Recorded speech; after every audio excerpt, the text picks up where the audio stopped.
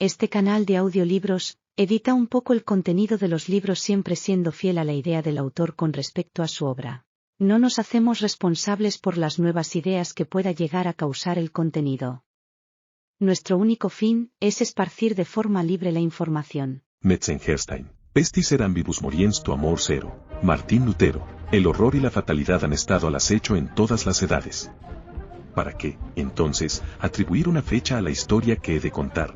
Baste decir que en la época de que hablo existía en el interior de Hungría una firme aunque oculta creencia en las doctrinas de la metempsicosis. Nada diré de las doctrinas mismas, de su falsedad o su probabilidad. Afirmo, sin embargo, que mucha de nuestra incredulidad, como lo dice la Bruyere de nuestra infelicidad, va in de pubo y de tres als. Pero, en algunos puntos, la superstición húngara se aproximaba mucho a lo absurdo. Diferían en esto por completo de sus autoridades orientales. He aquí un ejemplo. El alma, afirmaban, según lo hace notar un agudo e inteligente parisiense, n de meure q un seule fois dans un corps sensible, au reste, un cheval, un chien, un homme meme. N es que la resemblanza peu tangible de ses animaux. Las familias de Berlifitzing y Metzengerstein hallábanse enemistadas desde hacía siglos. Jamás hubo dos casas tan ilustres separadas por una hostilidad tan letal. El origen de aquel odio parecía residir en las palabras de una antigua profecía: un augusto nombre sufrirá una terrible caída cuando, como el jinete en su caballo, la mortalidad de Metzengerstein triunfe sobre la inmortalidad de Berlifitzing. Las palabras en sí significaban poco o nada. Pero causas aún más triviales han tenido, y no hace mucho, consecuencias memorables. Además, los dominios de las casas rivales eran contiguos y ejercían desde hacía mucho una influencia rival en los negocios del gobierno. Los vecinos inmediatos son pocas veces amigos, y los habitantes del castillo de Berlifitzing podían contemplar desde sus encumbrados contrafuertes las ventanas del palacio de Metzengerstein. La más que feudal magnificencia de este último se prestaba muy poco a mitigar los irritables sentimientos de los Berlifitzing, menos antiguos y menos acaudalados. Como maravillarse entonces de que las tontas palabras de una profecía lograran hacer estallar y mantener vivo el antagonismo entre dos familias ya predispuestas a querellarse por todas las razones de un orgullo hereditario. La profecía parecía entrañar, si entrañaba alguna cosa, el triunfo final de la casa más poderosa, y los más débiles y menos influyentes la recordaban con amargo resentimiento. Wilhelm, conde de Berlifitzing, aunque de augusta ascendencia, era, en el tiempo de nuestra narración, un anciano inválido y chocho que solo se hacía notar por una excesiva cuanto inveterada antipatía personal hacia la familia de su rival y por un amor apasionado hacia la equitación y la caza, a cuyos peligros ni sus achaques corporales ni su incapacidad mental le impedían dedicarse diariamente. Frederick, barón de Metzengerstein, no había llegado, en cambio, a la mayoría de edad. Su padre, el ministro G., había muerto joven, y su madre, Lady Mary, lo siguió muy pronto. En aquellos días, Frederick tenía 18 años. No es esta mucha edad en las ciudades, pero en una soledad, y en una soledad tan magnífica como la de aquel antiguo principado, el péndulo vibra con un sentido más profundo. Debido a las peculiares circunstancias que rodeaban la administración de su padre, el joven varón heredó sus vastas posesiones inmediatamente después de muerto aquel. Pocas veces se había visto a un noble húngaro dueño de semejantes bienes. Sus castillos eran incontables. El más esplendoroso, el más amplio era el Palacio Metzengerstein. La línea limítrofe de sus dominios no había sido trazada nunca claramente, pero su parque principal comprendía un circuito de 50 millas. En un hombre tan joven, cuyo carácter era ya de sobra conocido, semejante herencia permitía prever fácilmente su conducta venidera. En efecto, durante los 3 primeros días, el comportamiento del heredero sobrepasó todo lo imaginable y excedió las esperanzas de sus más entusiastas admiradores. Vergonzosas orgías, flagrantes traiciones, atrocidades inauditas, hicieron comprender rápidamente a sus temblorosos vasallos que ninguna sumisión servil de su parte y ningún resto de conciencia por parte del amo proporcionarían en adelante garantía alguna contra las garras despiadadas de aquel pequeño Calígula. Durante la noche del 4º día estalló un incendio en las caballerizas del castillo de Berlifitzing, y la opinión unánime agregó la acusación de incendiario a la ya horrorosa lista de los delitos y enormidades del varón. Empero, durante el tumulto ocasionado por lo sucedido, el joven aristócrata hallábase aparentemente sumergido en la meditación en un vasto y desolado aposento del palacio solariego de Metzengerstein. Las ricas aunque desvaídas colgaduras que cubrían lúgubremente las paredes representaban imágenes sombrías y majestuosas de 1000 ilustres antepasados. Aquí, sacerdotes de manto de armiño y dignatarios pontificios, familiarmente sentados junto al autócrata y al soberano, oponían su veto a los deseos de un rey temporal, o contenían con el fiat de la supremacía papal el cetro rebelde del archienemigo. Allí, las atesadas y gigantescas figuras de los príncipes de Metzengerstein, montados en robustos corceles de guerra, que pisoteaban al enemigo caído, hacían sobresaltar al más sereno contemplador con su expresión vigorosa, y otra vez aquí, las figuras voluptuosas, como de cisnes, de las damas de antaño, flotaban en el laberinto de una danza irreal, al compás de una imaginaria melodía. Pero mientras el varón escuchaba o fingía escuchar el creciente tumulto en las caballerizas de Berlifitzing, y quizá meditaba algún nuevo acto, aún más audaz, sus ojos se volvían distraídamente hacia la imagen de un enorme caballo, pintado con un color que no era natural, y que aparecía en las tapicerías como perteneciente a un sarraceno, antecesor de la familia de su rival. En el fondo de la escena, el caballo permanecía inmóvil y estatuario, mientras aún más lejos su derribado jinete perecía bajo el puñal de un Metzengerstein. En los labios de Frederick se dibujó una diabólica sonrisa, al darse cuenta de lo que sus ojos habían estado contemplando inconscientemente. No pudo, sin embargo, apartarlos de allí. Antes bien, una ansiedad inexplicable pareció caer como un velo fúnebre sobre sus sentidos. Le resultaba difícil conciliar sus soñolientas e incoherentes sensaciones con la certidumbre de estar despierto. Cuanto más miraba, más absorbente se hacía aquel encantamiento y más imposible parecía que alguna vez pudiera alejar sus ojos de la fascinación de aquella tapicería. Pero como fuera el tumulto era cada vez más violento, logró, por fin, concentrar penosamente su atención en los rojizos resplandores que las incendiadas caballerizas proyectaban sobre las ventanas del aposento. Con todo, su nueva actitud no duró mucho y sus ojos volvieron a posarse mecánicamente en el muro. Para su indescriptible horror y asombro, la cabeza del gigantesco corcel parecía haber cambiado, entre tanto, de posición. El cuello del animal, antes arqueado como si la compasión lo hiciera inclinarse sobre el postrado cuerpo de su amo, tendíase ahora en dirección al varón. Los ojos, antes invisibles, mostraban una expresión enérgica y humana, brillando con un extraño resplandor rojizo como de fuego, y los abiertos belfos de aquel caballo, aparentemente enfurecido, dejaban a la vista sus sepulcrales y repugnantes dientes. Estupefacto de terror, el joven aristócrata se encaminó, tambaleante, hacia la puerta. En el momento de abrirla, un destello de luz roja, inundando el aposento, proyectó claramente su sombra contra la temblorosa tapicería, y Frederick se estremeció al percibir que aquella sombra, mientras él permanecía titubeando en el umbral, asumía la exacta posición y llenaba completamente el contorno del triunfante matador del sarraceno, Berlifitzing. Para calmar la depresión de su espíritu, el varón corrió al aire libre. En la puerta principal del palacio encontró a 3 escuderos. Con gran dificultad, y a riesgo de sus vidas, los hombres trataban de calmar los convulsivos saltos de un gigantesco caballo de color de fuego. ¿De quién es este caballo? ¿Dónde lo encontrasteis?, demandó el joven, con voz tan sombría como colérica, al darse cuenta de que el misterioso corcel de la tapicería era la réplica exacta del furioso animal que estaba contemplando. Es vuestro, sire, repuso uno de los escuderos, o, por lo menos, no sabemos que nadie lo reclame. Lo atrapamos cuando huía, echando humo y espumante de rabia, de las caballerizas incendiadas del conde de Berlifitzing. Suponiendo que era uno de los caballos extranjeros del conde, fuimos a devolverlo a sus hombres.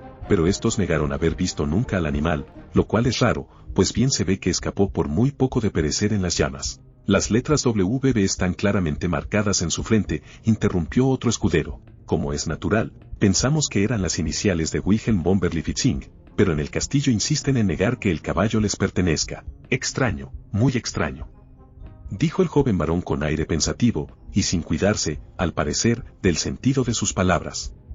En efecto, es un caballo notable, un caballo prodigioso, aunque, como observáis justamente, tan peligroso como intratable. Pues bien, dejádmelo, agregó, luego de una pausa. Quizá un jinete como Frederick de Metzengerstein sepa domar hasta el diablo de las caballerizas de Berlifitzing. Os engañáis, señor, este caballo, como creo haberos dicho, no proviene de las caballadas del conde. Si tal hubiera sido el caso, conocemos demasiado bien nuestro deber para traerlo a presencia de alguien de vuestra familia. ¿Cierto?, observó secamente el varón. En ese mismo instante, uno de los pajes de su antecámara vino corriendo desde el palacio, con el rostro empurpurado. Habló al oído de su amo para informarle de la repentina desaparición de una pequeña parte de las tapicerías en cierto aposento, y agregó numerosos detalles tan precisos como completos. Como hablaba en voz muy baja, la excitada curiosidad de los escuderos quedó insatisfecha. Mientras duró el relato del paje, el joven Frederick pareció agitado por encontradas emociones. Pronto, sin embargo, recobró la compostura, y mientras se difundía en su rostro una expresión de resuelta malignidad, dio perentorias órdenes para que el aposento en cuestión fuera inmediatamente cerrado y se le entregara al punto la llave.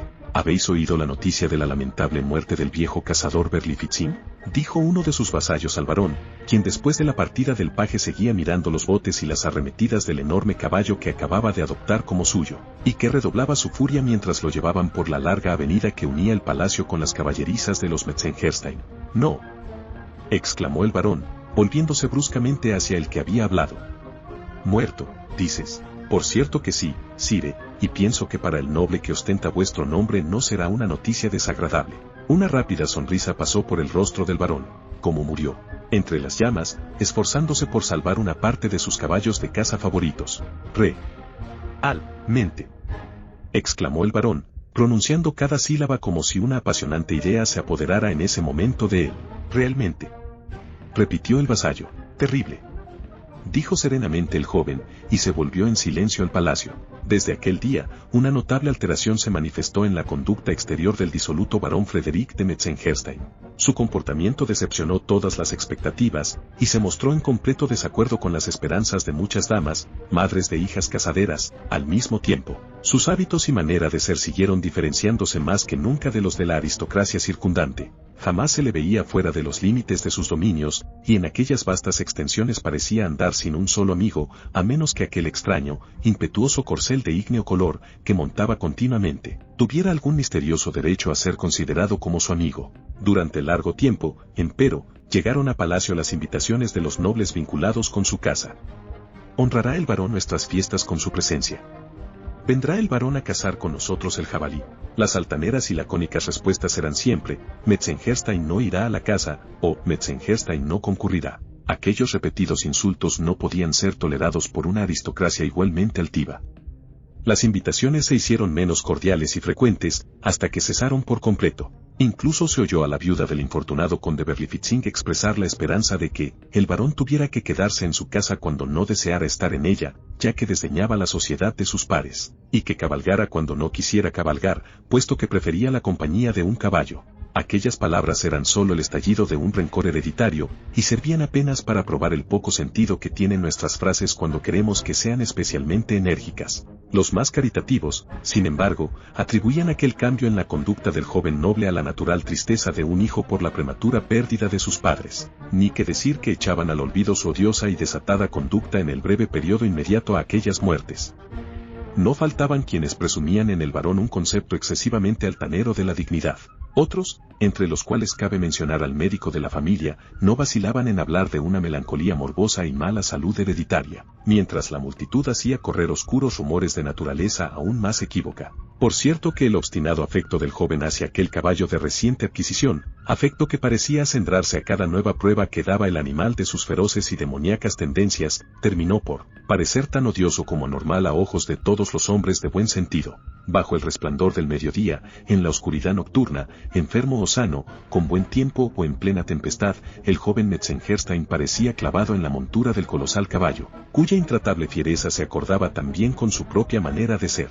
Agregábanse además ciertas circunstancias que, unidas a los últimos sucesos, conferían un carácter extraterreno y portentoso a la manía del jinete y a las posibilidades del caballo. Habíase medido cuidadosamente la longitud de alguno de sus saltos, que excedían de manera asombrosa las más descabelladas conjeturas. El varón no había dado ningún nombre a su caballo, a pesar de que todos los otros de su propiedad los tenían. Su caballeriza, además, fue instalada lejos de las otras, y solo su amo osaba penetrar allí y acercarse al animal para darle de comer y ocuparse de su cuidado. Era asimismo de observar que, aunque los 3 escuderos que se habían apoderado del caballo cuando escapaba del incendio en la casa de los Berlifitzing, lo habían contenido por medio de una cadena y un lazo, ninguno podía afirmar con certeza que en el curso de la peligrosa lucha, o en algún momento más tarde, hubiera apoyado la mano en el cuerpo de la bestia. Si bien los casos de inteligencia extraordinaria en la conducta de un caballo lleno de bríos no tienen por qué provocar una atención fuera de lo común. Ciertas circunstancias se imponían por la fuerza aún a los más escépticos y flemáticos. Se afirmó incluso que en ciertas ocasiones la boquiabierta multitud que contemplaba a aquel animal había retrocedido horrorizada ante el profundo e impresionante significado de la terrible apariencia del corcel. Ciertas ocasiones en que aún el joven Metzengerstein palidecía y se echaba atrás, evitando la viva, la interrogante mirada de aquellos ojos que parecían humanos. Empero, en el séquito del varón nadie ponía en duda el ardoroso y extraordinario efecto que las fogosas características de su caballo provocaban en el joven aristócrata, nadie, a menos que mencionemos a un insignificante pajecillo contrahecho, que interponía su fealdad en todas partes y cuyas opiniones carecían por completo de importancia. Este paje, si vale la pena mencionarlo, tenía el descaro de afirmar que su amo jamás se instalaba en la montura sin un estremecimiento tan imperceptible como inexplicable, y que al volver de sus largas y habituales cabalgatas, cada rasgo de su rostro aparecía deformado por una expresión de triunfante malignidad.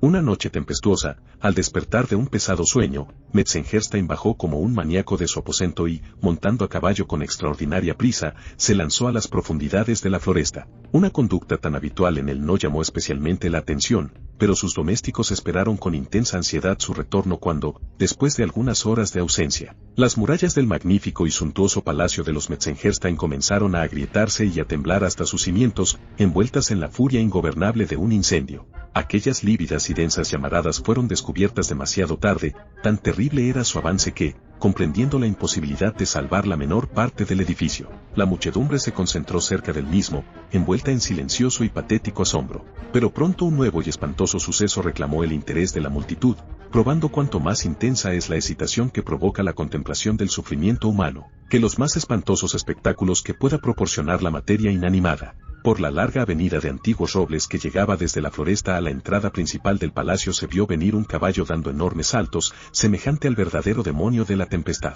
y sobre el cual había un jinete sin sombrero y con las ropas revueltas. Veíase claramente que aquella carrera no dependía de la voluntad del caballero. La agonía que se reflejaba en su rostro, la convulsiva lucha de todo su cuerpo, daban pruebas de sus esfuerzos sobrehumanos, pero ningún sonido, salvo un solo alarido, escapó de sus lacerados labios, que se había mordido una y otra vez en la intensidad de su terror.